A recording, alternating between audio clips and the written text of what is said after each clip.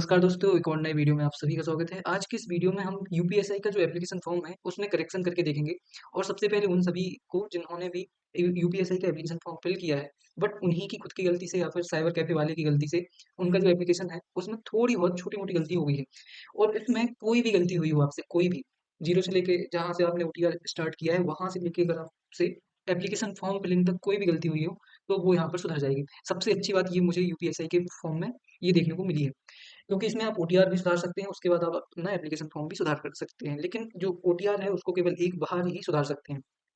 तो ये जो प्रोसेस है, इस यहाँ पर मैं आपको सबसे पहले ये बता दूँ कि जो करेक्शन विंडो है, वो कितने दिन के लिए ओपन हुई है। तो सबसे पहले हम चलते हैं यहाँ पर नोटिफ़िकेशन पर, जो यहाँ पर यूपीएसआई बोर्ड ने अभी देखिए, ये यहाँ पर जो रिक्रूटमेंट बोर्ड है, उन्होंने ये कल जारी किया है, जिसमें कि 12 सितंबर से लेकर आप 15 सितंबर के बीच में सुबह 6 से सुबह 6 के बीच में, मतलब जो 15 तारीख की सुबह 6 बजे तक आपकी विंडो क्लोज हो जाएगी। तो ये आपको ध्यान रखना है, मतलब 12, 13, 14 3 दिन आपके पास हैं कि आप अपना करेक्शन कर सकते हैं। उसके बाद पूरी रात रहेगी आपके पास, बट पूरा दिन नहीं रहेगा आपके पास 15 का।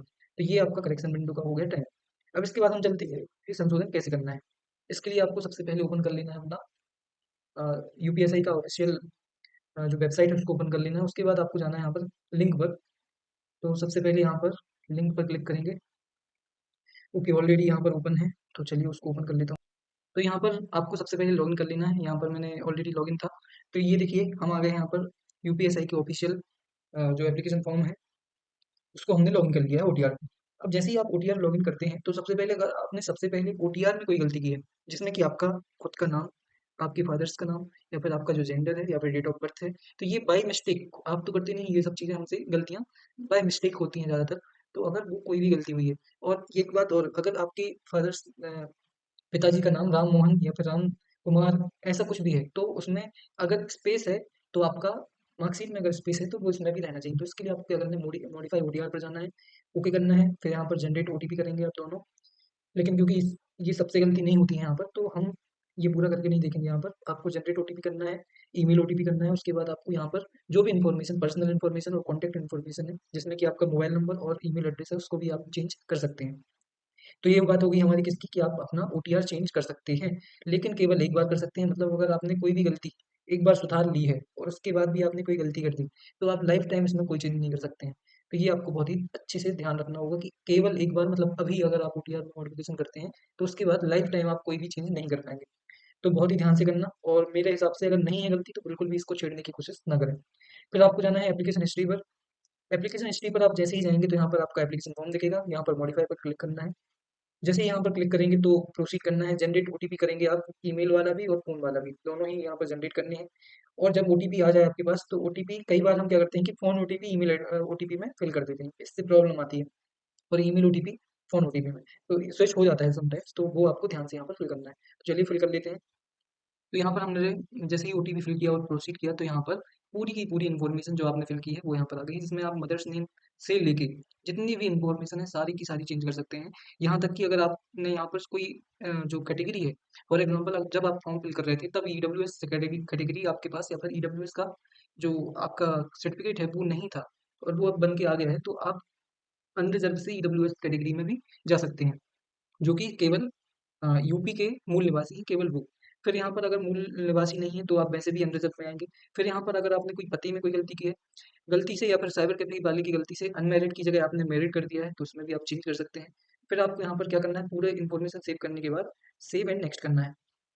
नेक्स्ट करने के बाद यहाँ पर भी आप चेंज कर सकते हैं, कोई भी इन्फॉर्मेशन जो आप यहाँ सारी की सारी देख रहे हैं, कोई भी इन्फॉर्मेशन चेंज हो जाएगी। यहाँ पर जैसे 10th की मार्कशीट की कोई भी इन्फॉर्मेशन गलत भर दिए हैं, जैसे कि यहाँ पर प्रमाण पत्र क्रमांक या फिर सर्टिफिकेट सीरियल नंबर आपने गलती से गलत फिल कर दिया है, या फिर डेट गलत कर दी है, तो यहाँ पर आपको सीधे से यहाँ पर पेंसिल पर क्लिक करना है। जैसे ही क्लिक करेंगे, तो आप देख सकते हैं इन्फॉर्मेशन ऐसे ओपन हो जाएगी। यहाँ पर आपको अपडेट करना है, अगर अपडेट नहीं करना है तो कैंसिल कर दीजिए। फिर यहाँ पर नेक्स्ट करेंगे, और अगर आपने जो आपके डॉक्यूमेंट्स हैं, उन डॉक्यूमेंट्स में इंटरचेंज हो जाता है कई बार, तो आपको ये ज़रूर देख लेना है कि आपने जैसे 10th का जो सर्टिफिकेट है, वहाँ पे मार्कशीट तो नहीं फिल कर दी है।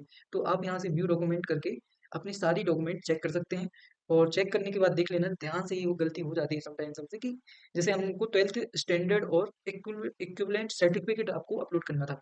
सर्टिफिकेट और मार्कशीट अलग होती है, और सम टाइम दोनों सेम होती हैं, जैसे कि मेरी 10th क्लास की जो मार्कशीट और सर्टिफिकेट है, वो मार्कशीट एंड कम सर्टिफिकेट है, मतलब मुझे दोनों ही चीज़ मैंने एक ही फ़िल की है। तो हो सकता है कि मैंने यहाँ पर 12th का सर्टिफिकेट यहाँ पर अपलोड कर दिया हो। तो आपको एक बार यहाँ पर रीचेक ज़रूर कर लेना है, सारे के सारे देखें पर क्लिक करना है और देखना है कि आपने सारे डॉक्यूमेंट सही जगह पर फ़िल किए हैं या नहीं। और बैचलर डिग्री की जगह पे अगर आपने मार्कशीट अपलोड की है तो कोई दिक्कत नहीं है। बस जब आप डॉक्यूमेंट वेरिफिकेशन के टाइम पर जाएँगे तो आपको बैचलर डिग्री आपकी लेकर जानी है या फिर प्रोविज़नल डिग्री आपको लेकर जानी है। यही बात यहाँ पर काम की है। फिर यहाँ पर आपको सेव, अगर कोई भी इंटरचेंज होता है तो फिर से यहाँ पर डॉक्यूमेंट अपलोड करना है। उसके बाद सेव एंड नेक्स्ट करना है, यहाँ पर कोई भी गलती अगर नहीं है। अगर आप यहाँ पर प्रेफ़रेंस भी चेंज करना चाहते हैं, तो प्रेफ़रेंस चेंज करने के लिए सबसे पहले आपको कोई भी, जैसे कि ये मैं सेकंड प्रेफ़रेंस को फर्स्ट करना चाहता हूँ, तो उसको क्या करना है, आपको सिर्फ़ ऊपर लेकर जाना है, मतलब कि ड्रैग करना है। ड्रैग करने के बाद आपका प्रेफ़रेंस चेंज हो जाएगा, लेकिन मुझे कोई भी चेंज नहीं करना है, तो मैं नहीं करूँगा यहाँ पर। फिर यहाँ पर अगर आपके पास सर्टिफ़िकेट कोई भी है यहाँ पर, तो येस करिए, नहीं तो नो करिए। और मोस्ट प्रोबेबली यहाँ पर हमसे कोई गलती नहीं होती है। फिर यहाँ पर सभी पर टिक बॉक्स पर क्लिक करना है। यहाँ पर घोषणा पत्र पर आपको येस करना है सभी में, नो नहीं करना है। और जैसे ही ये सारे क्लिक करते हैं और आपने जो भी एड्रेस जहाँ से भी आपने फॉर्म फिल किया है, वो यहाँ पर फिल करके आपको प्रीव्यू एप्लीकेशन पर क्लिक करना है। तो यहाँ पर एक टिक बॉक्स रह गया था, वो भी हमको यहाँ पर अपलोड टिक बॉक्स क्लिक करके, अच्छा और भी रह गया कोई, ये। फिर इसके बाद आपको क्या कर देना है, यहाँ पर प्रीव्यू पर क्लिक करना है, पूरा एप्लीकेशन फॉर्म चेक करना है। यहाँ पर भी आप क्लिक करना है, मैंने विवरणों की जाँच कर ली है और उन्हें सही पाया है। एक घोषणा पत्र करने के बाद आपको जनरेट ओटीपी करना है। अगर अभी भी आपको लगता है कि कोई गलती है, तो एडिट पर क्लिक करके आप बैक जा सकते हैं, जैसे कि मैं करता हूँ। तो यहाँ पर आप फिर से उसमें कोई चेंज कर सकते हैं, बट मुझे नहीं करना है। फिर से मैं प्रीव्यू लूँगा, यहाँ पर टिक बॉक्स को क्लिक करूँगा और उसके बाद जनरेट ओटीपी करूँगा। जो भी जनरेट, आपको ये ज़रूर करना है, समटाइम्स क्या करते हैं हम, प्रीव्यू करने के बाद हमको लगता है कि करेक्शन हो गया है, लेकिन ये सबसे मोस्ट इम्पोर्टेंट चीज़ है। इसमें आपको ओटीपी आएगा, ओटीपी फिल करेंगे आप, ओटीपी फिल करने के बाद वेरीफाई होगा, तब जाके जो आपका एप्लीकेशन मॉडिफ़िकेशन है, वो कंप्लीट होगा और केवल एक ही बार आप मॉडिफ़िकेशन कर सकते हैं। ये देखिए, आप यहाँ पर मॉडिफ़िकेशन का कोई भी ऑप्शन शो नहीं हो रहा है, मतलब इसके बाद आप इसमें कोई भी चेंज नहीं कर पाएँगे। तो जो भी करना है एक ही बार में करिए, गलती बिल्कुल भी नहीं होनी चाहिए। और ये बात मैं पहले नहीं बता पाया हूँ शायद, इसलिए मैं आपको टेक्स्ट में मैंने दे दिया होगा, दे दूँगा वहाँ पर कि मॉडिफ़ाई केवल एक ही बार होगा। तो ये बात आपको बहुत ही ध्यान से, बहुत ही सोच समझ के फिल करना है। देखिए, मैंने कोई भी चेंज नहीं किया है अपने एप्लीकेशन फॉर्म में, उसके बावजूद यहाँ पर मॉडिफ़िकेशन का कोई भी साइन शो नहीं हो रहा है, मतलब केवल एक ही बार मॉडिफ़िकेशन होगा। तो चलिए मिलते हैं अगली वीडियो में, पढ़ते रहिए, ध्यान रखिए अपना। और अगर आपसे भी कोई गलती हुई है तो बेझिझक पूरी गलतियों को सॉल्व करिए, बट फिर से गलती मत करना। एक ही बार गलती का मौका आपको मिला है, कहते हैं ना कि एक ही गलती बार बार नहीं करनी चाहिए, तो बस आपके पास लास्ट मौका है उस गलती को सुधारने का।